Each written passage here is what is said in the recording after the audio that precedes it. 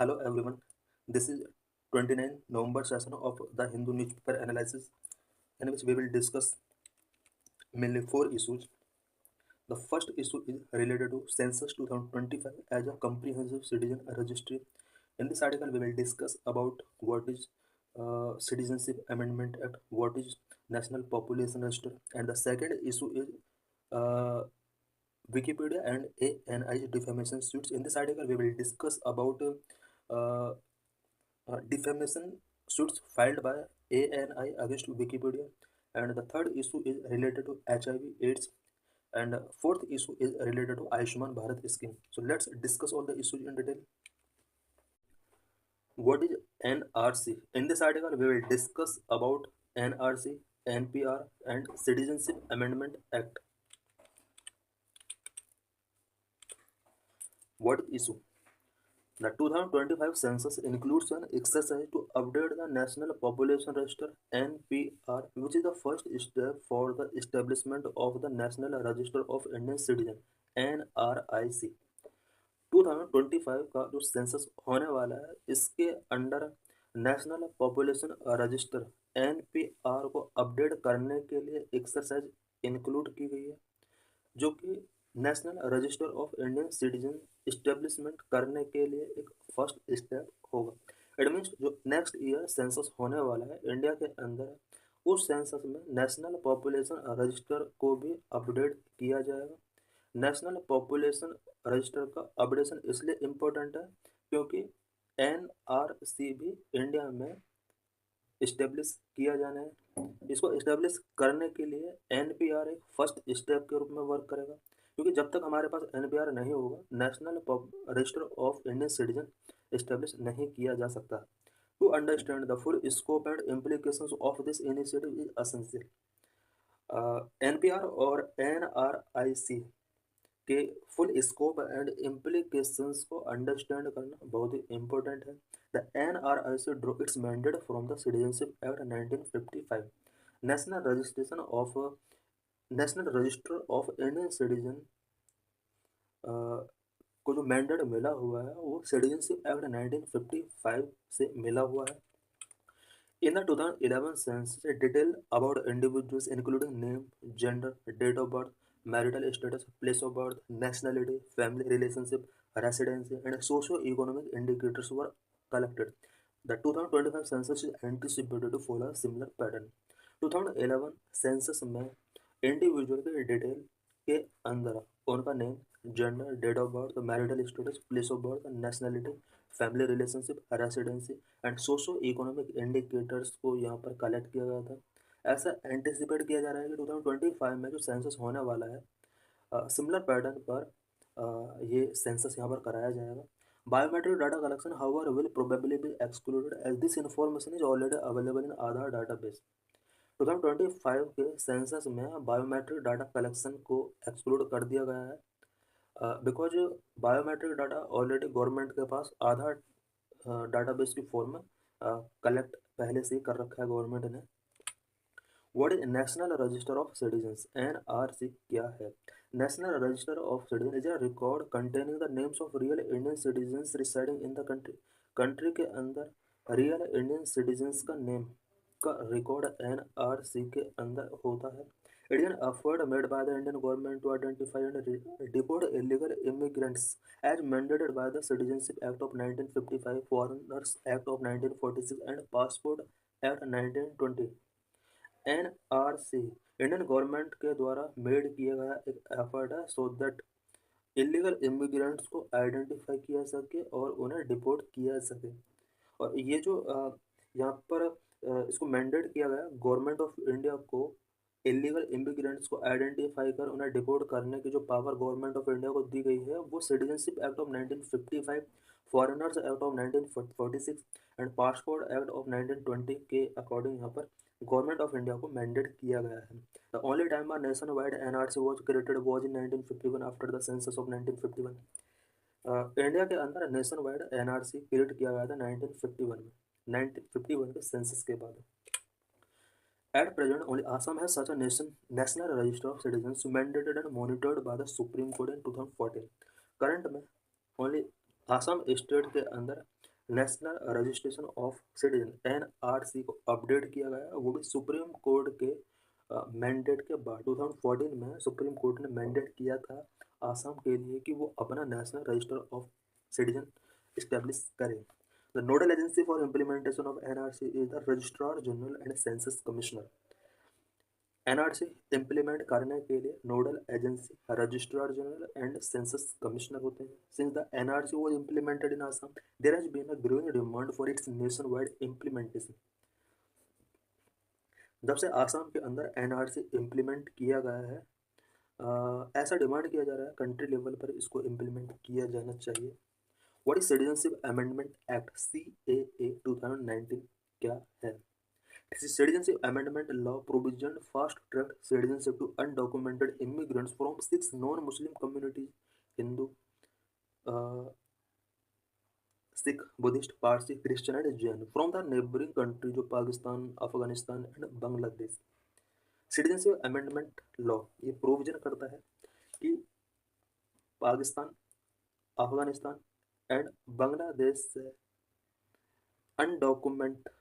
Undocumented immigrants जो कि 6 non Muslim community से बिलोंग करते हैं, such as Hindu, Sikh, Buddhist, Parsi, Christian and Jain, in fast track citizenship India के अंदर प्रोवाइड कराया जाए। The rules state that the applicants must provide 6 types of document and specified date of entry in India to be eligible for citizenship. Provision ये किया गया है कि अगर इन्हें इंडिया के सिटीजनशिप के एलिजिबल अपने आप को डिक्लेयर करना है तो 6 टाइप ऑफ डॉक्यूमेंट इन्हें प्रोवाइड कराना होगा कि किस टाइम पर इनका एंट्री हुआ है इंडिया के अंदर। CAA Act was passed on December 11, 2019. It could not be implemented since the rules were not framed. 11 दिसंबर 2019 को CAA पार्लियामेंट के थ्रू पास किया गया था, बट रूल्स फ्रेम ना होने की वजह से अभी इसको इम्प्लीमेंट नहीं किया गया है। In December 2019, the Parliament passed an amendment to Citizenship Act 1955, introducing a new provision to Section 21B, which define illegal migrants. 2019 में पार्लियामेंट के द्वारा सिटीजनशिप एक्ट 1955 अमेंडमेंट यहाँ पर पास किया गया था, जिसमें इलीगल माइग्रेंट्स को यहाँ पर सेक्शन 2 के अंदर डिफाइन किया गया था। Accordingly, persons belonging to Hindu, Sikh, Buddhist, Jain, Parsi or Christian community from Bangladesh, Pakistan and Afghanistan who entered India on or before December 31, 2014 and whom the central government has exempted under the Passport Act 1920 or the Foreigners Act 1940 were not be treated as illegal migrants and would instead be eligible for citizenship under the 1955 Act. Illegal migrants को यहाँ पर define किया गया है definition के according persons belonging to Hindu, Sikh, Buddhist, Jain, Parsi और Christian, इन communities जो भी पर्सन बिलोंग करता है और 31 दिसंबर 2014 से पहले बांग्लादेश, पाकिस्तान, अफगानिस्तान से बिलोंग करने वाले इन कम्युनिटीज के लोग जो भी इन्होंने इंडिया में माइग्रेट किया है उन मेंबर्स को यहाँ पर इजीली इंडियन सिटीजनशिप यहाँ पर प्रोवाइड कर दिया जाएगा। In essence, the amendment relaxed the eligibility criteria for certain classes of migrants from 3 neighboring Muslim majority countries on religious lines. ये जो अमेंडमेंट किया गया था ये 3 कंट्रीज के नॉन मुस्लिम मेंबर्स के लिए इंडियन सिटीजनशिप प्रोवाइड कराने के लिए यहाँ पर एक इनिशिएटिव लिया गया है। Certain tribal areas in Assam, Meghalaya, Mizoram and Tripura as included in the 6th schedule of the constitution and areas covered under the inner line notified under the Bengal Eastern Frontier Regulations of 1870 were exempted from the legislation's ambit. CAA legislation के ambit से उन states या areas को बाहर रखा गया है जो कि 6th schedule में आते हैं, such as Assam, Meghalaya, Mizoram, Tripura. How NPR is the first step for the establishment of the NRIC. NRIC के इस्टेब्लिशमेंट के लिए NPR फर्स्ट स्टेप कवर कैसे करता है? The NRIC aims primarily to enhance national security by maintaining a verified citizen registry. NRIC national security को enhance करता है citizens registry को वेरीफाई करके मेंटेन करके यहाँ पर नेशनल सिक्योरिटी को इन्हांस किया जा सकता है through the NRIC. It also offers additional benefits such as streamlining identity verification, reducing identity fraud and duplication, and enabling targeted welfare programs that ensure benefits reach only eligible recipient. NRIC के बहुत सारे benefits हो सकते हैं such as streamlining identity verification. इसके through identity verification को streamline किया जा सकता है. आइडेंटिटी फ्रॉड एंड डुप्लीकेशन को रिड्यूस किया जा सकता है. टारगेटेड वेलफेयर प्रोग्राम्स को इनेबल किया जा सकता है जो इंश्योर करेगा कि एलिजिबल रेसिपिएंट को ही बेनिफिट पहुंचना चाहिए. The NPR serves as the initial step in achieving these objectives by differentiating citizens from non-citizens through a multi-phase process that collects demographic and biometric data on all usual residents. NPR NRIC के objective को achieve करने के लिए first step हो सकता है because NPR citizens and non citizens के बीच में डिफ्रेंशिएट करता है और इसके थ्रू ओरिजिनल सिटीजन्स कौन है कौन नहीं है इसको शॉर्टलिस्ट किया जा सकता है. Why there is a need for NRIC exercise? Aadhaar already exist. Country के अंदर आधार डाटा गवर्नमेंट के पास ऑलरेडी एग्जिस्ट है फिर भी NRIC की जरूरत गवर्नमेंट को क्यों पड़ी? Aadhaar and NRIC serve distinct purposes. Aadhaar और NRIC दोनों का पर्पज बिल्कुल अलग है. Aadhaar is a dual-digit unique identification number issued by the UIDAI to resident of India regardless of citizen. आधार एक 12 डिजिट यूनिक आइडेंटिफिकेशन नंबर है जो कि UIDAI के द्वारा जनरेट किया जाता है. आधार सिर्फ इंडिया का रेसिडेंट का डाटा रखता है ना कि सिटीजन का. आधार सिटीजनशिप की गारंटी नहीं है ओनली रेसिडेंट ऑफ इंडिया को शो करता है. It primarily serves as a biometric-based identity verification tool, linking residents to services such as banking, subsidy, and digital identity. Aadhaar biometric based identity verification tool provide कराता है जिन्हें various services such as banking, subsidies and digital identity के साथ link कर दिया गया है. The NRIC aims to establish a comprehensive citizen registry.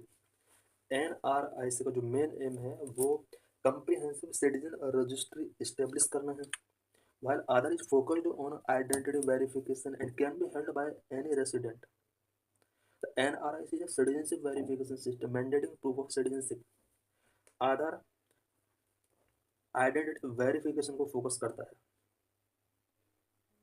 Any citizen के द्वारा हेल्ड किया सकता है आधार जबकि NRIC सिटीजनशिप वेरिफिकेशन को शो करता है. इसके लिए सिटीजनशिप प्रूफ होना बहुत जरूरी है. Thus, Aadhaar is broadly inclusive for all residents, whereas the NRIC serves as a definite record for citizens. आधार जो होता है वो ऑल रेसिडेंट के पास हो सकता है जबकि NRIC जो होगा वो ओनली उन्हीं पर्सन के पास होगा जिन्हें इंडिया के सिटीजन से मिला हुआ है. They play complementary but distinct role in India's governance and security infrastructure. आधार और NRIC दोनों कॉम्प्लीमेंट्री रोल प्ले करते हैं बट इंडिया का गवर्नेंस एंड इंफ्रास्ट्रक्चर सिक्योरिटी के लिए दोनों का रोल डिस्टिंक्ट है. The Assam exercise and privacy concern. Assam is the only state where the national register of citizens has been updated. Assam एक ऐसा स्टेट है जहां पर नेशनल रजिस्टर ऑफ सिटीजन्स 2019 में अपडेटेड किया गया है. इट मीन्स NRC यहाँ पर 2019 में अपडेट किया गया था. NRC intended to identify illegal immigrants, particularly from Bangladesh. The process raised concern over its accuracy and fairness due to stringent documentation requirements that left many rural and less educated residents unable to meet this criteria. NRIC 2019 में जो आसाम के अंदर यहाँ पर apply किया गया था ये आसाम के अंदर illegal immigrants particularly from Bangladesh उन्हें आइडेंटिफाई करने के लिए यहाँ पर इसका प्रपोज किया गया था. बट इसके जो भी फाइंडिंग्स थी बहुत सारे कंसर्न यहाँ पर रेज हुए related to accuracy and fairness because इसमें रिक्वायर्ड डॉक्यूमेंट काफ़ी स्ट्रिंजेंट थे जिसकी वजह से मैंने rural and less educated resident के पास क्राइटेरिया को मीट करने के लिए डॉक्यूमेंट नहीं थे। Unlike the proposed national NRIC, Assam's NRC was guided by Assam Accord which imposed unique conditions. Assam के अंदर जो NRIC मैंडेट किया गया था वो आसाम अकॉर्ड के थ्रू किया गया था और नेशनल लेवल पर भी NRIC प्रपोज करने की डिमांड चल रही है। However, Assam's experience highlights the significant humanitarian and administrative challenges that could arise from implementing a nationwide NRC. अगर नेशनल NRIC इम्प्लीमेंट किया जाता है तो इसमें कई सारे ह्यूमैनिटेरियन कंसर्न और एडमिनिस्ट्रेटिव चैलेंज हो सकते हैं बिकॉज आसाम NRC के ड्यूरिंग भी बहुत सारे humanitarian and administrative challenge raise हुए थे। Concern about data privacy and the potential misuse of demographic and biometric information persist despite the supreme court's guideline in the Aadhaar case. Aadhaar case में supreme court के कुछ guidelines privacy से related थी और NRC के through जो भी यहाँ पर डाटा कलेक्ट किया जाता है गवर्नमेंट के through privacy and potential misuse of demographic and biometric information, ये इससे रिलेटेड बहुत बड़े चैलेंज यहाँ पर रेज हो सकते हैं बिकॉज पीपल का जो डाटा कलेक्ट किया जाता है उसकी प्राइवेसी गवर्नमेंट मेंटेन करके रखती है या नहीं रखती है, बायोमेट्रिक इन्फॉर्मेशन का मिसयूज तो नहीं हो जाएगा, इससे रिलेटेड बहुत सारे कंसर्न रेज हो सकते हैं। The need for robust data protection remains critical. Exclusion fears, particularly for communities with limited documentation, must also be addressed. जिन पीपल के पास डॉक्यूमेंट प्रेजेंट में नहीं है उनकी प्रॉब्लम्स को भी एड्रेस किया जाना चाहिए।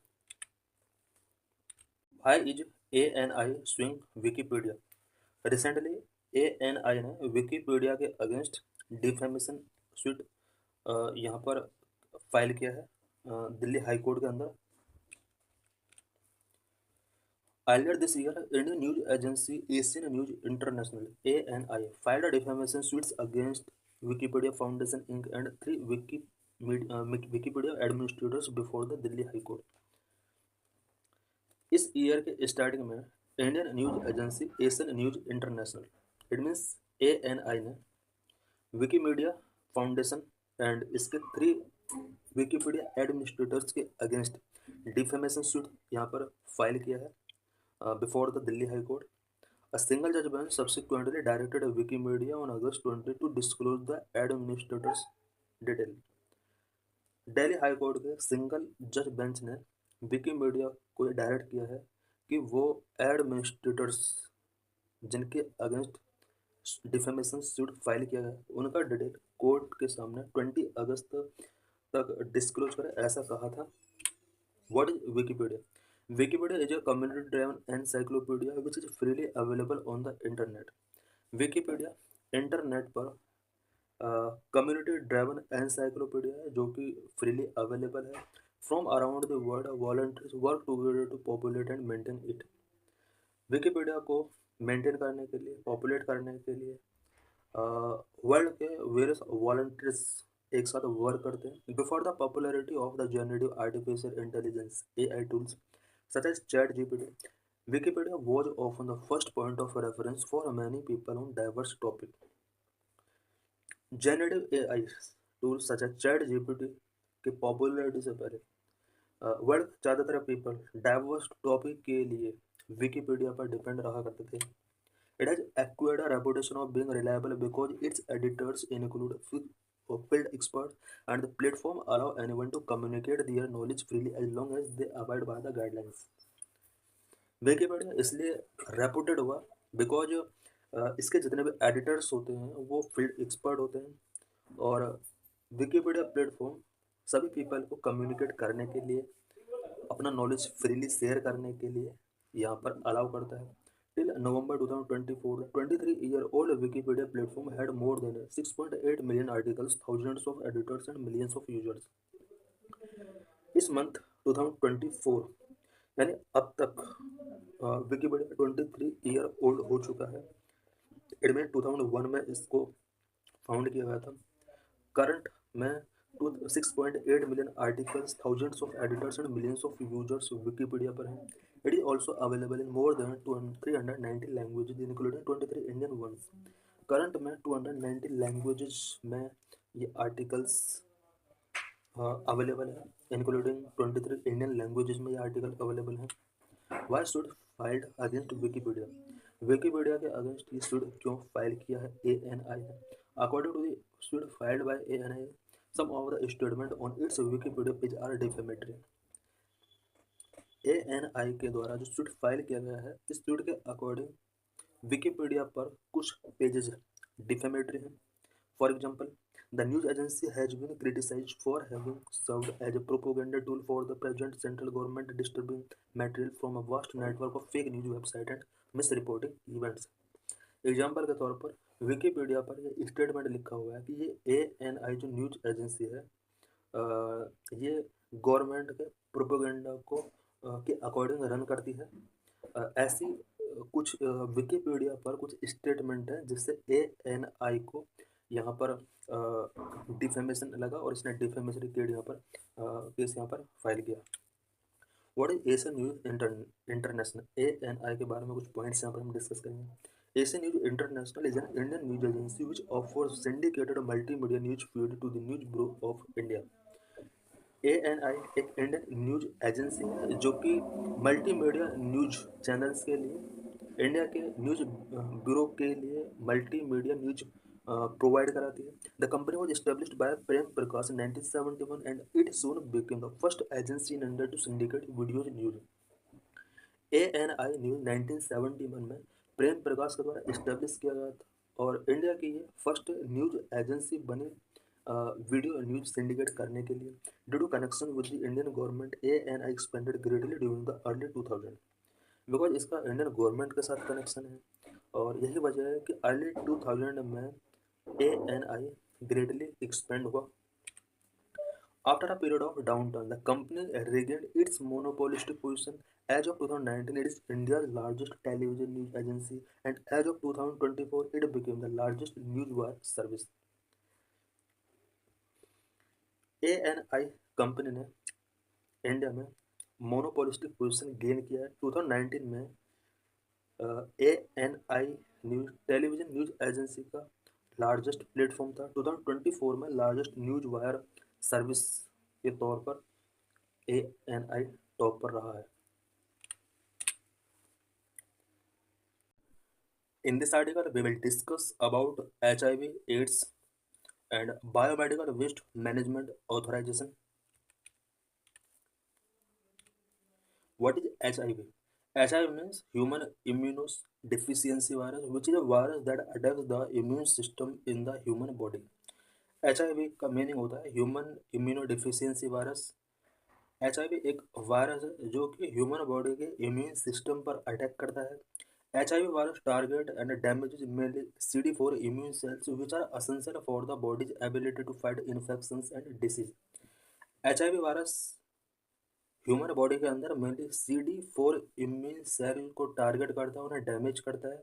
CD4 इम्यून सेल्स जो होती हैं वो बॉडी के अंदर इन्फेक्शंस एंड डिसीजेस से फाइट करने की एबिलिटी रखती है। Over time, HIV weakens the immune system, leaving the body vulnerable to infections and cancers. एक लॉन्ग टाइम के बाद HIV बॉडी के इम्यून सिस्टम को वीक कर देता है और बॉडी को वेरियस इन्फेक्शंस एंड कैंसर जैसी प्रॉब्लम के लिए वल्नरेबल बना देता है।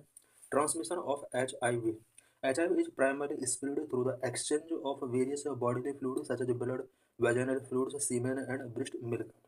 HIV primarily various bodily fluids के एक्सचेंज होने की वजह से स्प्रेड हो सकता है। Various bodily fluids such as blood, vaginal fluid, semen and breast milk के through HIV spread one person to another हो सकता है। Severity of HIV. If HIV left untreated, the virus destroys the person's immune system and they are said to be in the acquired immunodeficiency syndrome stage.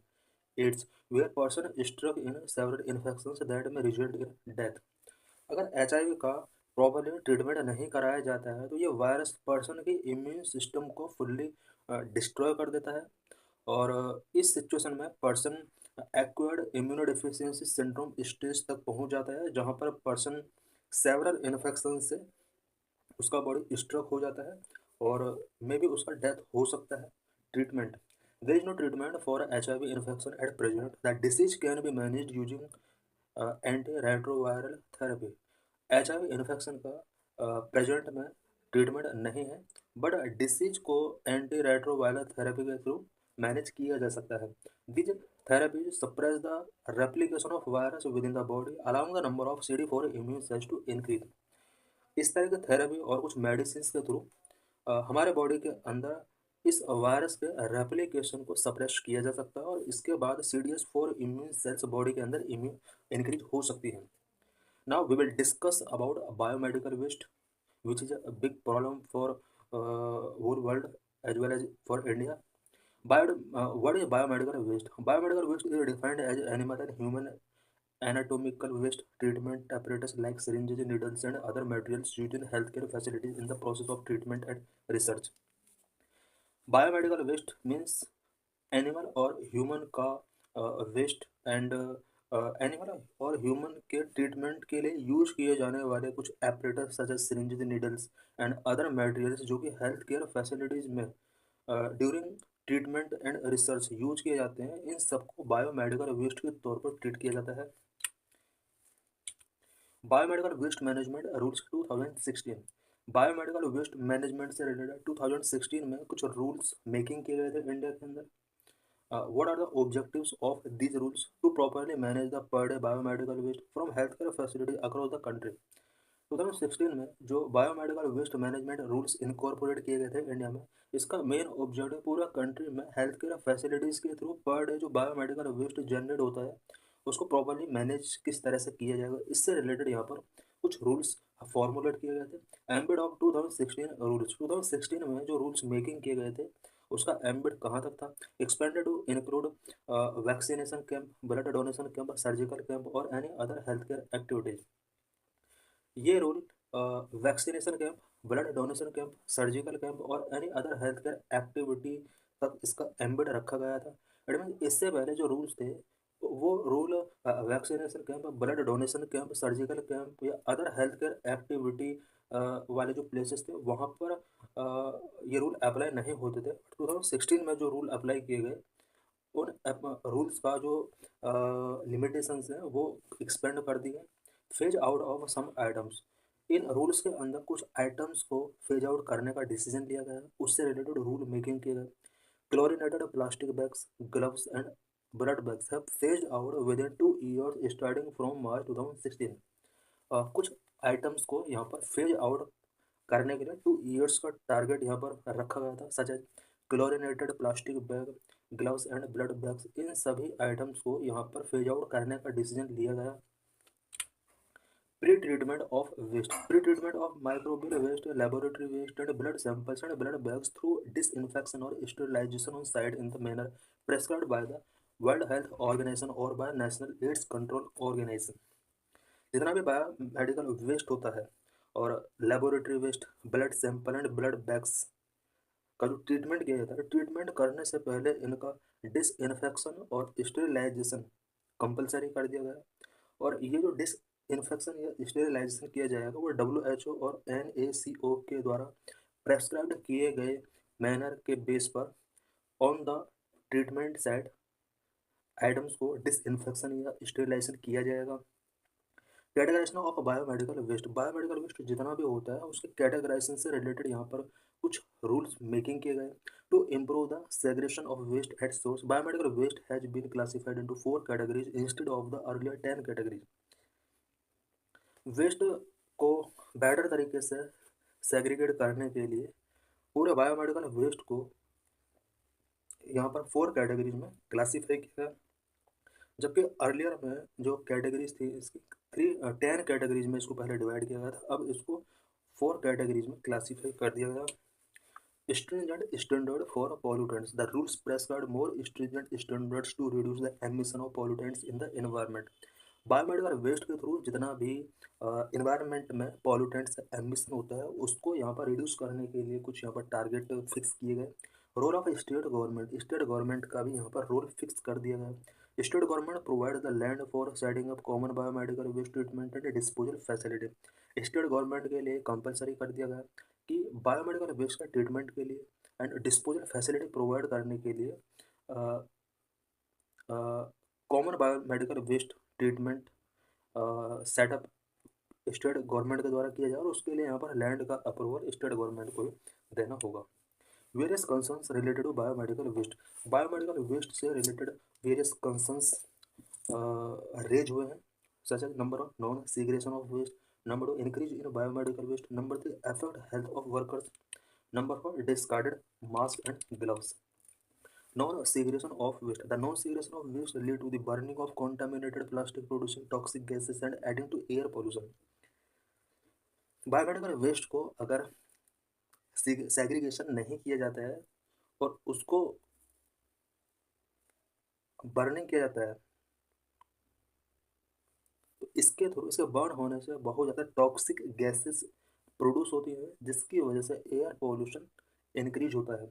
Number two increase in biomedical waste. The rise in residential biomedical waste and its collection without adhering to safety protocols could also trigger problems of biomedical waste.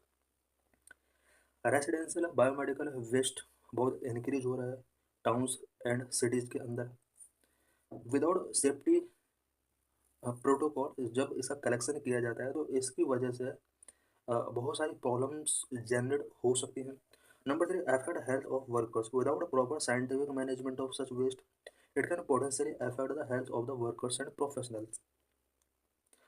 Biomedical waste का अगर without proper scientific तरीके से management किया जाता है तो इसकी वजह से वर्कर्स और प्रोफेशनल्स की हेल्थ पर बहुत ही नेगेटिव इफेक्ट पड़ सकता है।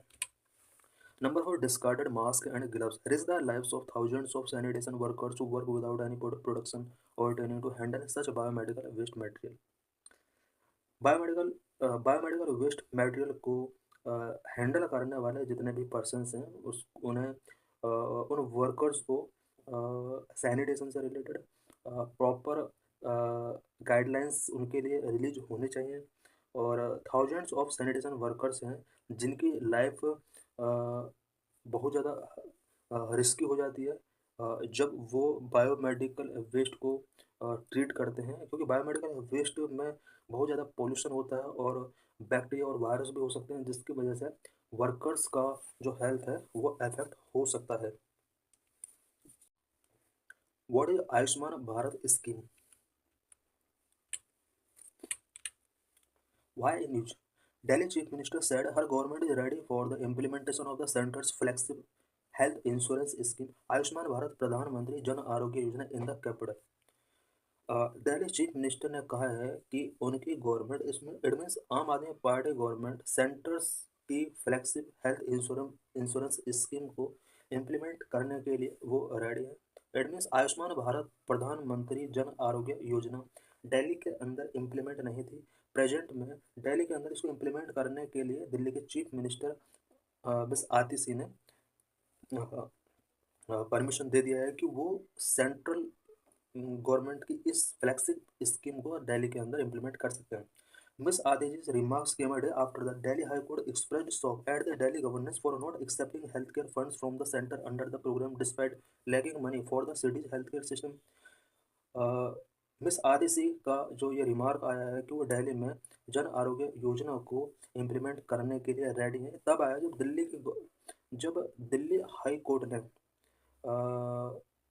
इससे रिलेटेड डिसीजन दिया है। दिल्ली हाई कोर्ट ने कहा है कि दिल्ली गवर्नमेंट के पास एक तरफ हेल्थ सिस्टम के लिए मनी का लैकिंग है और वो सेंट्रल गवर्नमेंट के द्वारा हेल्थ केयर फंड जो प्रोवाइड कराया जा रहा है उसको एक्सेप्ट नहीं कर रहे हैं। इस इंसिडेंट की वजह से Delhi high court very shocked था कि दिल्ली गवर्नमेंट सेंटर के द्वारा दी जा रही फंड को एक्सेप्ट क्यों नहीं कर रहे हैं। इसके बाद दिल्ली की चीफ मिनिस्टर आतिशी ने ये यहाँ पर रिमार्क दिया कि वो अब दिल्ली के अंदर आयुष्मान भारत प्रधानमंत्री जन आरोग्य योजना को इम्प्लीमेंट करने के लिए रेडी हैं। What is Ayushman Bharat PMJ? PMJAY is world's largest health insurance scheme which is fully financed by the government. प्रधानमंत्री जन आरोग्य योजना वर्ल्ड के लार्जेस्ट हेल्थ इंश्योरेंस स्कीम है जो कि गवर्नमेंट के द्वारा फुल्ली फाइनेंस्ड है। इट वॉज लॉन्च इन 2018 में इसको लॉन्च किया गया था। It offers a sum expense of ₹5 lakh per family per for secondary care and tertiary care. PMJAY के अंदर ₹5 लाख तक का per family expense secondary care and tertiary care के लिए गवर्नमेंट इसके लिए फंडिंग करती है। Under this scheme health benefit packages cover surgery medical and day care treatment cost of medicine and diagnostic. PMJAY के अंडर हेल्थ बेनिफिट पैकेज में surgery medical and day care treatment cost of medicine and diagnostic ये सभी इसमें covered हैं। Beneficiaries of this scheme, इस scheme के beneficiaries कौन कौन है? It is entitlement based scheme which target the beneficiaries identify latest socio economic caste census data.